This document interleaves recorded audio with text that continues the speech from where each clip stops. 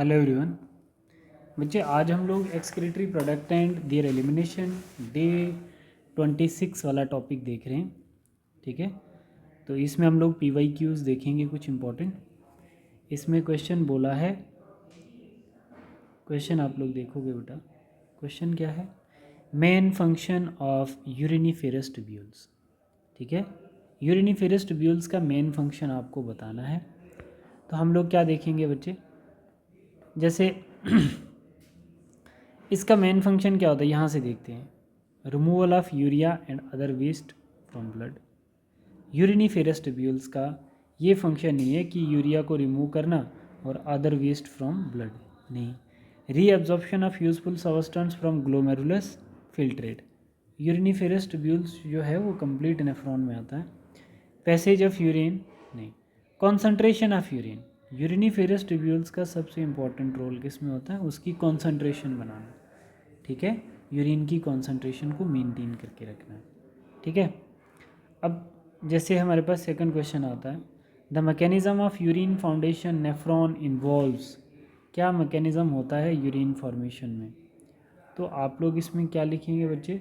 जैसे हमारे पास इसमें आप लोग कैसे बच्चे देखेंगे कि फाउंडेशन किसमें, mechanism of urine foundation, urine formations nephron, मतलब फाउंडेशन की जगह आप लोग क्या लिखेंगे?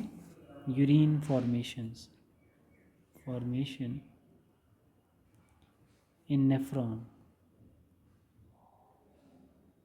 इन्वॉल्व। ठीक है, जैसे आपका आता है यूट्रिफिकेशंस, नहीं ये गलत है बच्चे, अल्ट्राफिल्ट्रेशन होता है। दूसरा आपके पास आता है सिक्रीशन, हाँ ये सही है। यूरिन फॉर्मेशन में सिक्रीशन का सबसे इम्पोर्टेंट रोल होता है, ये ठीक है बच्चे। रीअब्जॉर्प्शन से हम लोग क्या करते हैं बच्चे? नेफ्रॉन से चीज़ें ब्लड वेसल में भेज रहे होते हैं, तो वो रीअब्जॉर्प्शन होती है।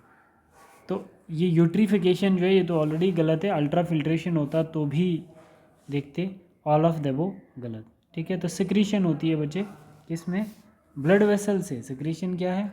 ब्लड वेसल से इंपॉर्टेंट चीज़ों को शिफ्ट करना किसके अंदर? आपके नेफ्रॉन के अंदर भेजना। ठीक है, तो उसको हम लोग क्या बोलते हैं? सिक्रीशन। तो ये सही है बेटा। नेक्स्ट आप लोग देखोगे, which hormone is induce the process of reabsorption from glomerulus. ठीक है, बहुत अच्छे। मैंने आपको पहले ही बताया था बेटा कि जो ऑक्सीटोसिन होता है ये तो अलग ही है, ये प्रेगनेंसी हार्मोन है। ये क्या है? ये प्रेगनेंसी हार्मोन।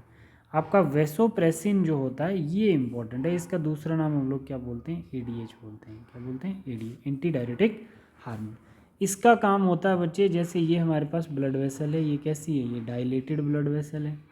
ये ब्लड वेसल जो है ये कैसी है? डायलेटेड है। अब इस ब्लड वेसल को ADH क्या करेगा? इस डायलेटेड ब्लड वेसल्स को क्या कर देगा? कंस्ट्रिक्ट कर देगा। तो ब्लड वेसल्स को कंस्ट्रिक्ट करने का, ये कंस्ट्रक्ट है, ये डायलेटेड है, तो डायलेटेड ब्लड वेसल को कंस्ट्रिक्ट करेगा। और दूसरा क्या करेगा? वाटर को रीएब्जॉर्ब करेगा। वाटर को रीएब्जॉर्ब करेगा ADH। ठीक है, तो वाटर रीअब्जॉर्प्शन का काम ADH का है, और इसमें क्या कर देगा? ब्लड प्रेशर के फ्लो को इंक्रीज कर देता है। ठीक है बच्चे, ठीक है, तो इसमें क्या आएगा हमारा? Vasopressin is the right answer. एक और क्वेश्चन आप लोग देखोगे, जैसे एक और क्वेश्चन है, नेक्स्ट क्वेश्चन आपका आता है, glucose is reabsorbed from glomerulus filtrate through. हाँ बहुत इंपॉर्टेंट है, Na पॉजिटिव जो होता है, सोडियम ग्लूकोज, ठीक है, ये इनकी ट्रांसपोर्टेशन एक्टिव होती है। एक्टिव ट्रांसपोर्टेशन का मतलब होता है बच्चे जिसमें हम लोग ATP को खर्च करते हैं, ATP यूज़ होता है। और पैसिव में क्या होता है बच्चे? जिसमें ATP का यूज़ नहीं होता है। ठीक है, ऑस्मोसिस की में क्या होती है? स्पॉन्टेनियस मूवमेंट होती है मॉलिक्यूल की, स्पॉन्टेनियस मूवमेंट ऑफ मॉलिक्यूल्स। डिफ्यूजन्स क्या होते हैं? यहाँ पे डिफ्यूजन गैसेस में होती है, from high concentration to low concentration. तो जब हम सिर्फ और सिर्फ ग्लूकोज की बात करें तो इसकी एक्टिव ट्रांसपोर्टेशन होती है नेफ्रॉन के कौन से पार्ट में? PCT वाले पार्ट में से इसकी एक्टिव रीअब्जॉर्प्शन होती है। ठीक है बेटा, तो अब आप लोग देखोगे इसमें आप लोग देखोगे ग्लूकोज का जो रीअब्जॉर्प्शन होता है, जैसे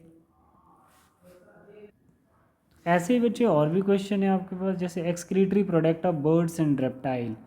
तो इनका एक्सक्रीटरी प्रोडक्ट क्या है बच्चे? एक्सक्रीटरी प्रोडक्ट जो है बर्ड्स और रेप्टाइल का, तो वो क्या होगा? यूरिया होगा, यूरिक एसिड होगा, अमोनिया होगा या क्रिएटिनिन होगा।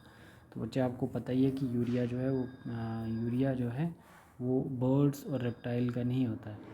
जैसे ज़्यादातर हम लोग बात कर सकते हैं इसमें क्या होता है कि जो आपका यूरिक एसिड होता है ना, यूरिक एसिड जो है वो बर्ड्स का होता है, ठीक है। अमोनिया जो होता है वो फिश का होता है, ठीक है। तो हम लोग इसमें क्या बोलेंगे, जो यूरिया होता है वो कुछ रेप्टाइल्स का होता है, बट मोस्ट अप्रोप्रिएट इसका जो आएगा हमारे पास यूरिक एसिड आएगा, जो बर्ड्स एक्सक्रीट करते हैं in the form of nitrogenous waste. तो और भी क्वेश्चन मैं आपको 5 भेजूँगा, वो आपने सॉल्व करने हैं। तो ये 5 क्वेश्चन मैंने आपको सॉल्व करके दिए हैं, ठीक है बच्चे। Thank you.